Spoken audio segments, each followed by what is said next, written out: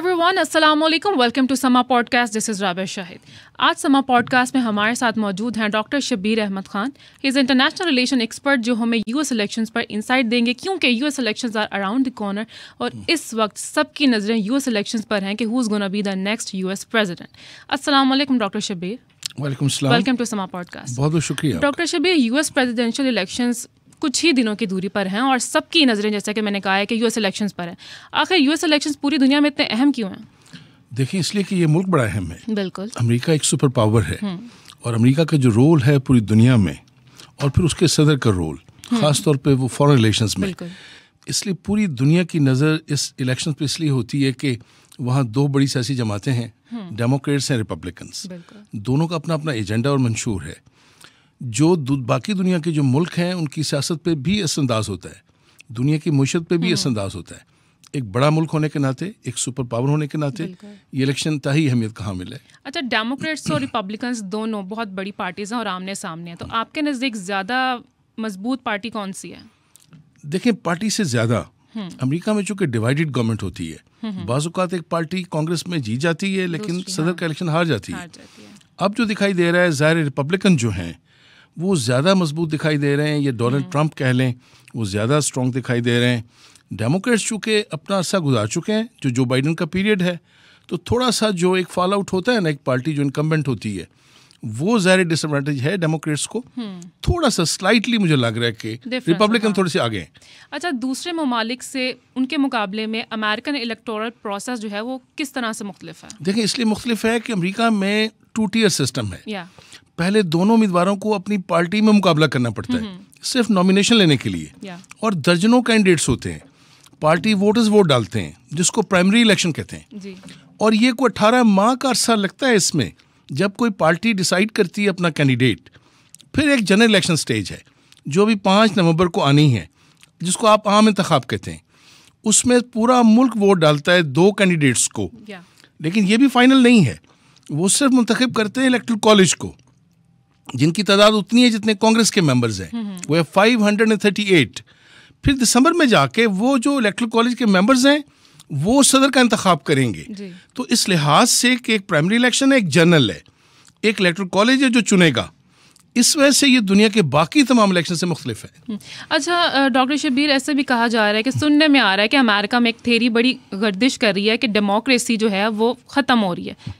क्या वाकई ऐसा है? हकीकत है इस बात में? देखें, मैं भी उन पॉलिटिकल साइंस के आप कह लें तालिब इल्म से हूँ जिसका ख्याल ये है कि मगरिब के 2 नज़रियात जो है ना वो डिक्लाइन कर रहे हैं, एक रियासत और एक जमहूरियत। जमहूरियत 2 चीज़ों से जुड़ी हुई है, एक सलामती और एक आज़ादी। अगर ये 2 चीज़ें नहीं होंगी और मुतासिर होंगी तो डेमोक्रेसी मुतासिर होगी। पॉल क्रुगमैन, वैसे तो वो नोबेल लॉरिएट है और इकोनॉमिस्ट है, उसका भी ख्याल ये है कि डेमोक्रेसी जो है वो डिक्लाइन कर रही है। अच्छा डॉक्टर शब्बीर, सी के ये बहुत ही दिलचस्प बात है कि डोनाल्ड ट्रंप का मुकाबला गुज़श्ता दौर में भी एक खातून से रहा है और इस दफ़ा भी एक खातून से है। तो आपको लगता है कि हिस्ट्री रिपीट होगी, डोनाल्ड ट्रंप ही आएंगे या अमेरिकन एक खातून को एक्सेप्ट करेंगे? अगर ये पहले ड्रॉ करें तो फिर तो राबिया, अगर पहले वो एक खातून को हरा चुके हैं तो इसका मतलब ये है कि फिर एक बार फिर ये मौका दोबारा पैदा हो सकता है कि जो कमला जो हैरिस हैं वो भी शायद उनसे हार जाएं। ये इत्तेफाक है कि डोनाल्ड ट्रंप के मुकाबले में डेमोक्रेट्स ने ख़वातीन ही को नॉमिनेशन दी है। बिल्कुल। और अमेरिका में भी देखें, पहली बार ऐसा हुआ था कि कोई खातून अमेरिकी सदारत का इलेक्शन लड़ने लगी थी और वो हिलरी क्लिंटन थी। और ये दूसरी बार मौका मिला है कमला हैरिस को, और वो भी डेमोक्रेटिक उम्मीदवार हैं। इसको सिवाय आप इत्तेफाक के और हसीन इत्तेफाक के और कुछ नहीं कह सकते। अच्छा, ये भी कहा जा रहा है कि कैपिटल हिल पर हमले के बाद डोनाल्ड ट्रंप का जो मस्कन है वो जेल होगा, सदारती महल नहीं। तो आपकी क्या राय है इसके ऊपर? देखें, इस पर जो सुप्रीम कोर्ट है अमेरिका की, उसमें 9 जज हैं, जिनमें से 3 जज तो खुद ट्रंप ने अपॉइंट किए हैं। अगर वो ना होते रिपब्लिकन जज तो अब ट्रंप इस पर रेस में भी ना होते। और जो लोअर कोर्ट्स हैं उन्होंने जो डिसीजन दिए हैं अभी तक तो इस तरह का कोई इंदिया नहीं मिला। अब ये डिपेंड करेगा कि 5 नवंबर को क्या होता है, उसके बाद फिर अंदाज़ा होगा कि वो उनका मस्कन दोबारा व्हाइट हाउस है या वो जेल जाएंगे। लेकिन 5 नवंबर से पहले कुछ नहीं कहा जा सकता। लेकिन देखिए ना कि मुकाबला अभी भी 50-50 चल रहा है, ऊपर नीचे चल रहा है। लेकिन आपकी क्या राय है कि आपको क्या लगता है कि ज़्यादा वोटिंग किसकी तरफ जा सकती है? देखिए, अमेरिका में जो वोटिंग है, जिसको आप वोटिंग कहते हैं, वो उस दिन नहीं होती जिस दिन इलेक्शन होता है। ये जो प्री पोल है वो हो चुकी होती है। यानी गुज़श्ता इलेक्शन में आपने देखा कि 9 करोड़ से ज़्यादा वोटर्स ने सिर्फ बैलेट जिसको बैलेट पेपर आप कहते हैं और पोस्टल बैलेट, उसके ज़रिए वोट डाला। 5 नवंबर की तारीख वो आईनी है जिस दिन लोग आएंगे, वोट कास्ट करेंगे, लेकिन आखिरी वक्त तक ये नहीं कहा जा सकता कि किसका पलड़ा भारी होगा। एग्जिट पोल्स होते हैं, सर्वेज होते हैं। अमेरिका में ऐसे इदारे मौजूद हैं जो बिल्कुल 100% सही प्रिडिक्ट कर लेते हैं इलेक्शंस को, लेकिन इवन देन कोई एक वाकया, कोई एक चीज़, जैसे हिलरी के दौर में हुआ कि उनकी जो लीक्स थी, जो ईमेल हुई, उसके बाद एक इशू बना, वो 7 पॉइंट आगे थी लेकिन वो पीछे आ गई। अभी तक कुछ नहीं कहा जा सकता वसूख के साथ कि कौन जीतेगा और इलेक्शन का नतीजा क्या होगा। अच्छा, गुज़श्ता डोनाल्ड ट्रंप के दौर में खारजा पॉलिसी में अमेरिका की काफ़ी चेंजेस आई थी, तो आपको लगता है कि अगर डोनाल्ड ट्रंप आते हैं तो वही मामलात रहेंगे या न्यू चेंजेस आएंगे? डोनाल्ड ट्रंप ना ये अनऑर्थोडॉक्स, ये उस तरह के रवायती सियासतदान नहीं है, और इनके बारे में जो कुछ कहा जा रहा है इनको प्रेडिक्ट करना इतना आसान नहीं है। अनप्रेडिक्टेबल बिल्कुल इस तरह से। और ये भी कुछ नहीं कहा जा सकता कि उनकी जो पॉलिसी है आगे, क्या वो पिछली टर्म वाली होगी या कुछ नई चीज़ें करेंगे, लेकिन उनसे हमेशा ये तो की जाती है कि वो कुछ नया करेंगे। तो लग ये रहा है कि उनके बारे में जो बातचीत हो रही है कि जंग के हवाले से, यूक्रेन के हवाले से, ये जो मिडल ईस्ट में जो वॉर हो रही है इजराइल और हमास और ईरान की इस कॉन्फ्लिक्ट के हवाले से, शायद ट्रंप का रोल थोड़ा डिफरेंट होगा। उनका कहना ये है कि जब वो इक़्तिदार में होते हैं तो जंगें नहीं होती। अब वो ये दावा तो करते हैं, अब देखना ये कि जब दोबारा अगर वो पावर में आ गए तो क्या आलमी अमन जो है वो हासिल हो सकेगा या दुनिया फिर और किसी जंग के दाने पे खड़ी होगी, अभी कुछ नहीं कहा जा सकता। अच्छा, जो मौजूदा अभी हालात हैं पाकिस्तान और अमेरिका के, जो कशीदगी है पाकिस्तान और अमेरिका के बीच में, आपको क्या लगता है कि इसकी क्या वजूहात हैं? देखिए, पहले तो मैं ये कहूँगा कि मुल्कों के जो ताल्लुकात होते हैं ना, वो कोई स्ट्रेट नहीं होते, कि ये एक बम्पी रोड की तरह होते हैं। कभी अप्स आते हैं, कभी डाउन्स आते हैं। हमारे अमेरिका के ताल्लुकात में होता है ऐसा, लेकिन ये नहीं कहना चाहिए कि हमारे को उनके साथ ताल्लुकात जो हैं वो कोई कशीदा हैं या कोई इस अंदाज से। हाँ, ये ज़रूर डिपेंड करता है कि जब डेमोक्रेट्स होते हैं तो उनकी अपनी पॉलिसीज़ हैं, रिपब्लिकन आते हैं उनकी थोड़ी अपनी पॉलिसीज़ हैं। लेकिन पाकिस्तान की अगर हिस्ट्री देखें हमारे ताल्लुकात की, रिपब्लिकन ज़्यादातर पाकिस्तान के फेवर में रहे हैं। ये रिपब्लिकन दौर ही था रेगन का, जब पाकिस्तान एक न्यूक्लियर आप कह लें मुल्क बना, और रिपब्लिकन ने रूस चूँकि यहाँ आया हुआ था अफगानिस्तान में, मेरा अपना ख्याल ये है कि रिपब्लिकन पाकिस्तान के लिए ज़्यादा सूदमंद साबित हुए हैं। अच्छा, तो क्या आपको नहीं लगता कि अमेरिका ने पाकिस्तान को जो सिक्योरिटी फराहम की थी उसमें थोड़ी सी उन्होंने कमी की है? देखिए, हमें यूँ लगता है कि शायद चूँकि इंडिया के साथ उनका सिविल न्यूक्लियर डील हुआ, और यहाँ ये तासुर फैलाया जाता है कि शायद वो ज़्यादा करीब आ रहे हैं चाइना के हवाले से। लेकिन मैं आपको बताऊँ, पाकिस्तान एक बड़ा अहम मुल्क है, हम एक गेटवे पे हैं। हमें यहाँ से आप एक्सेस दे सकते हैं सेंट्रल एशिया की तरफ भी, यूरोप की तरफ भी, मिडल ईस्ट की तरफ भी, इधर साउथ वेस्ट एशिया की तरफ भी। पाकिस्तान को नजरअंदाज नहीं किया जा सकता। फिर अमेरिका जैसा बड़ा मुल्क, एक न्यूक्लियर मुल्क को, जो वाहिद दोस्त है इस खित्ते में, उसको नजरअंदाज नहीं कर सकता। अमेरिका किसी और से ताल्लुक पाकिस्तान की कीमत में नहीं होगा, और पाकिस्तान के ताल्लुकात खुशगवार रहेंगे। तो पाकिस्तान और अमेरिका के मुआशी ताल्लुकात किस स्टेज पर हैं? देखिए, पाकिस्तान की जो मईशत है इसमें अमेरिका का बड़ा एक अहम रोल है और अहम किरदार है। पाकिस्तान बड़ा एक्सपोर्टर है, जो पाकिस्तान अपनी अशिया अमेरिका भेजता है। फिर सबसे अहम बात कि दुनिया के जो मालियाती इदारे हैं, जैसे वर्ल्ड बैंक है या IMF है, ये जो आपको उनकी तरफ से इमदाद मिलती है, उसमें अगर आप वोटिंग पैटर्न देखें तो अमेरिका की ज़्यादा ताकत है। यानी अमेरिका की मर्जी और मंशा के बगैर IMF भी आपको फ़ंड नहीं दे सकता।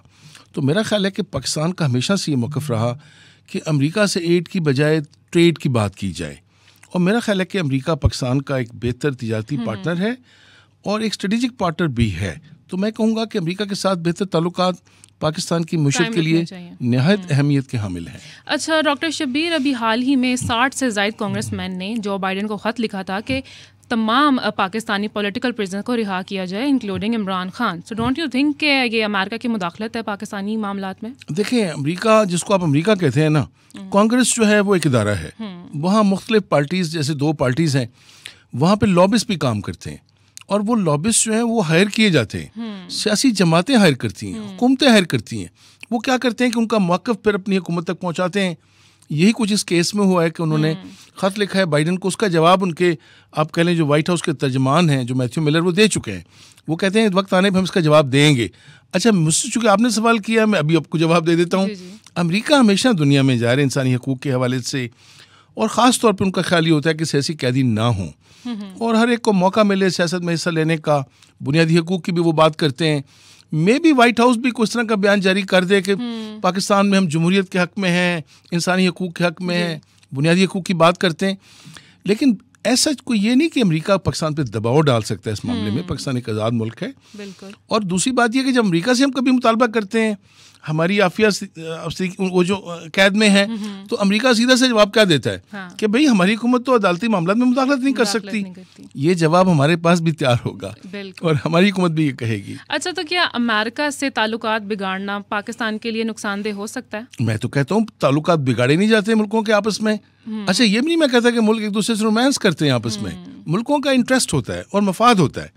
ये ज़रूर होता है कि ताल्लुकात की नोयत कभी बदलती रहती है हुकूमतों के बदलने से, लेकिन जो कौमी मफाद होता है वो हुकूमतों के बदलने से भी नहीं बदलता।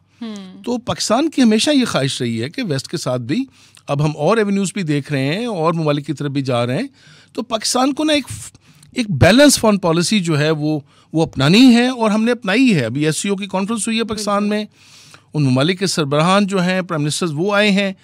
इसका मतलब ये है कि पाकिस्तान दुनिया के साथ एंगेज्ड है और पाकिस्तान एक आइसोलेशन में नहीं रहना चाहता। तमाम ममालिक के साथ और अमेरिका के साथ भी पाकिस्तान मुस्बत ताल्लुका रखना चाहता है, जो पाकिस्तान के मफाद में भी हैं और उनके मफाद में भी हैं। अच्छा डॉक्टर शबीर, चाहे डोनाल्ड ट्रंप आए या कैमला हैरिस, आपको क्या लगता है कि दोनों में से जो भी आता है उसके सदर बनने से पाकिस्तान को क्या फ़ायदा हो सकता है? देखिए, सबसे पहले तो बात यह कि जो उनका सदर बनेगा, कैमला हैरिस बनेगी या डोनाल्ड ट्रंप, वो ज़्यादा ये सोचेंगे कि उनमें से किसको अमेरिका को फ़ायदा हो सकता है किसका। जाहिर है कि वो अमेरिका के सदर बनने जा रहे हैं, दोनों में से कोई भी। लेकिन जैसे मैंने अभी कहा आपसे कि कांग्रेस में जाहिर है कि अब इस वक्त बैलेंस है कि डेमोक्रेट्स जो हैं वो सेनेट में हैं, कांग्रेस में रिपब्लिकन्स हैं। अगर आ जाते हैं डोनाल्ड ट्रंप तो जाहिर है कि उनकी जो पॉलिसी है वो तो टेस्टेड है ना, वो तो हम देख चुके हैं उनका एक टेन्योर। कमला हैरिस को भी देखना पड़ेगा कि ये कंटिन्यूएशन रखती हैं जो बाइडन की, या कोई अपनी एक बात करती हैं या कोई नए सिरे से लेती हैं। फिर पहली बार एक खातून सदर होंगी, अगर वो आ गई तो फिर बिल्कुल भी प्रेडिक्ट नहीं किया जा सकता। मुझे लगता है ये कि हमें अब इस चीज़ पे ज़्यादा गौर नहीं करना चाहिए कि इनमें से कौन होगा। हमें दोनों के लिए तैयार रहना चाहिए। पाकिस्तान को अपना मफाद देखना है। अच्छा, आपका वोट किसकी तरफ है ज़्यादा? मैं सच्ची बात है कि अगर वहाँ एकेडमिया को पूछें ना आप अमेरिका में और प्रेस को पूछें तो आपको सारे डेमोक्रेट्स मिलेंगे। आप यूनिवर्सिटी में चले जाएं, पॉलिटिकल साइंस के प्रोफेसर से पूछ लें, सारे आपको डेमोक्रेट्स मिलेंगे, चूँकि वो ज़्यादा लिबरल और आज़ादी की बात करते हैं। लेकिन मैं खुद लिबरल हूँ, लेकिन जब मैं पाकिस्तान की बात करता हूँ और जब मैं ये सोचता हूँ कि पाकिस्तान के लिए कौन बेहतर होगा, तो फिर मैं ये नहीं सोचता कि मैं अकेला क्या सोचता हूँ। फिर मैं सोचता हूँ कि जो पाकिस्तान के लिए बेहतर वो होना चाहिए। और मेरी थ्योरी ये कि रिपब्लिकन पाकिस्तान के फ़ायदा में रहे हैं हमेशा, आइंदा भी पाकिस्तान के फ़ायदा में रहेंगे। Well, thank you so much doctor Shabir for joining us and sharing insightful details on this topic with us. और इसी के साथ हमें दीजिए इजाज़त। आपसे मुलाकात होगी नेक्स्ट पॉडकास्ट में, तब तक के लिए बाय बाय।